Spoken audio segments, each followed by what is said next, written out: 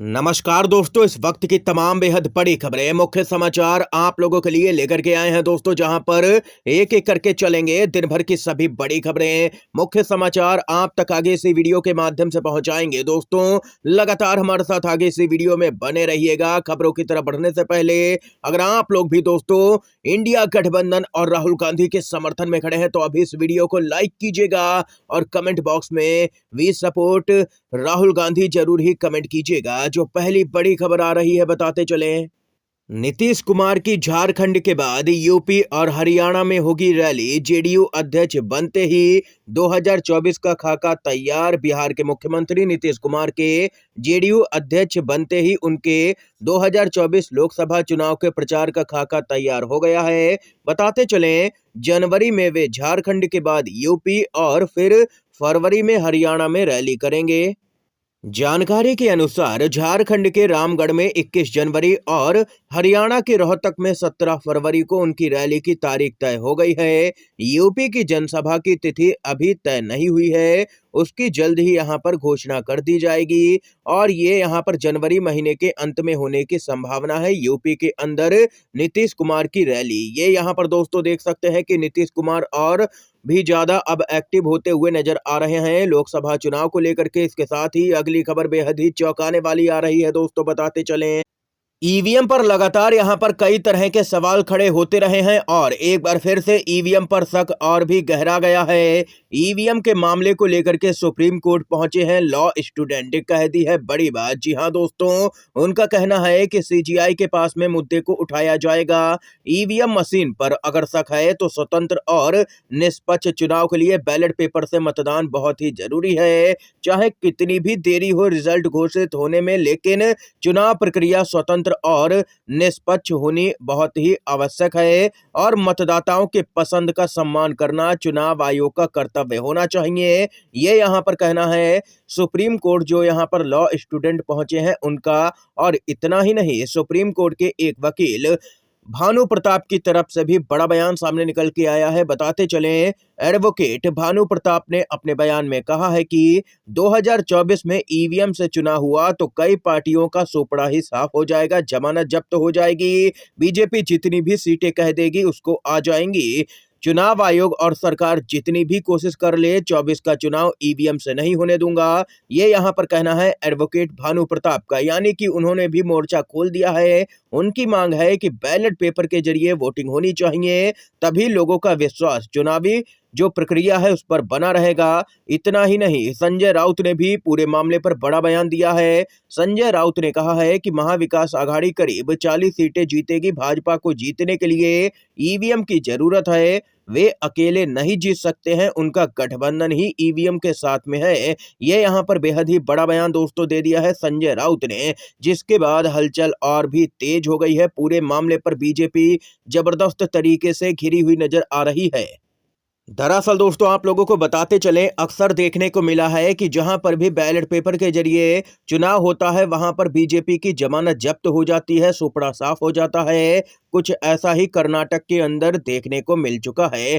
कर्नाटक नगर निगम उपचुनाव में कांग्रेस पार्टी ने बीजेपी और जेडीएस दोनों को ही यहां पर धूल चटा दी है।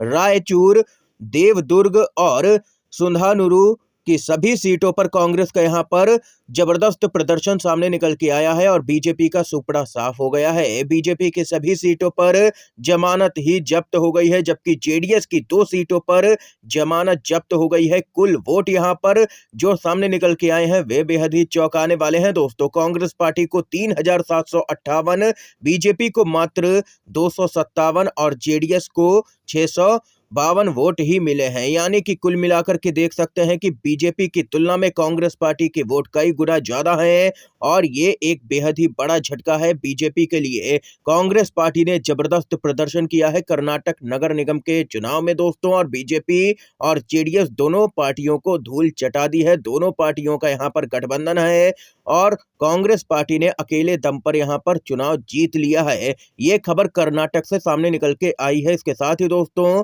जो अगली अपडेट आ रही है उसकी तरफ बढ़ते हैं।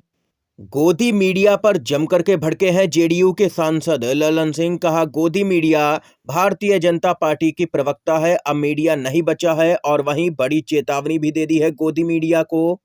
दरअसल दोस्तों बताते चलें, बिहार में इस वक्त राजनीतिक हलचल काफी तेज है। बड़े खेल की संभावना जताई जा रही है। और वहीं ललन सिंह अब जेडीयू के राष्ट्रीय अध्यक्ष नहीं रहे।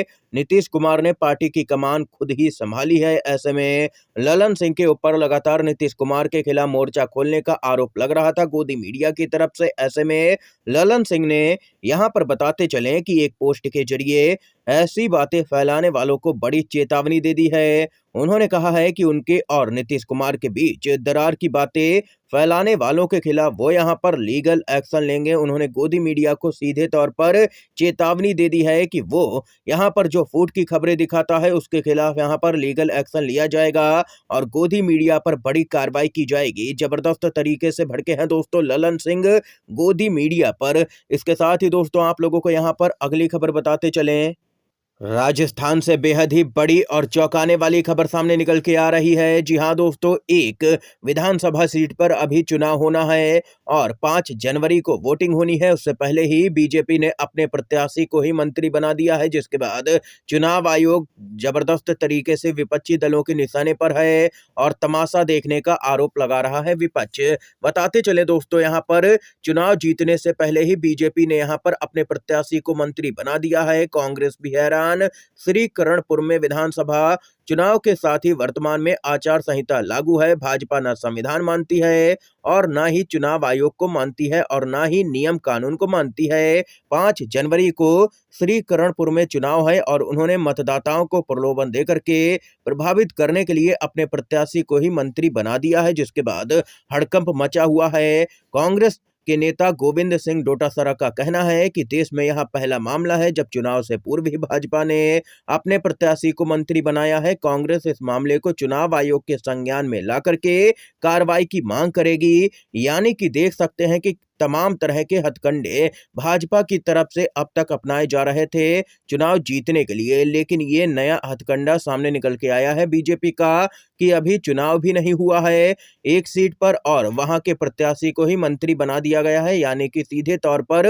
वोटरों को प्रभावित करने की यहां पर कोशिश की गई है बीजेपी की तरफ से। चुनाव आयोग चुप्पी साधे बैठा हुआ है। अब देखना ये होगा कि कांग्रेस पार्टी शिकायत करने की तैयारी में है, उस पर क्या कार्रवाई की जाती है चुनाव आयोग की तरफ से। इसके साथ ही दोस्तों जो अगली अपडेट आ रही है बताते चले आप लोगों को।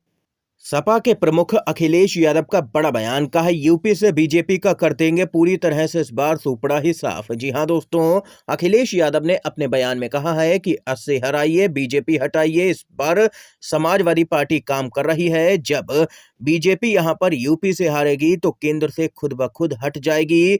पीडीए ही एनडीए का मुकाबला करेगा। ये यहाँ पर अखिलेश यादव की तरफ से बेहद ही बड़ा बयान सामने निकल के आया है। दोस्तों, इस समय की आज की तमाम बेहद बड़ी खबरें थी, मुख्य समाचार थे जो हमने आप लोगों तक पहुंचाए। अगर आप लोगों को दोस्तों ये वीडियो पसंद आया हो तो अभी इस वीडियो को लाइक कीजिएगा, ज्यादा से ज्यादा इन खबरों को, मुख्य समाचारों को शेयर कीजिएगा अपने सभी दोस्तों में, और चैनल पर नए हैं तो दोस्तों चैनल को जरूर ही सब्सक्राइब कीजिएगा।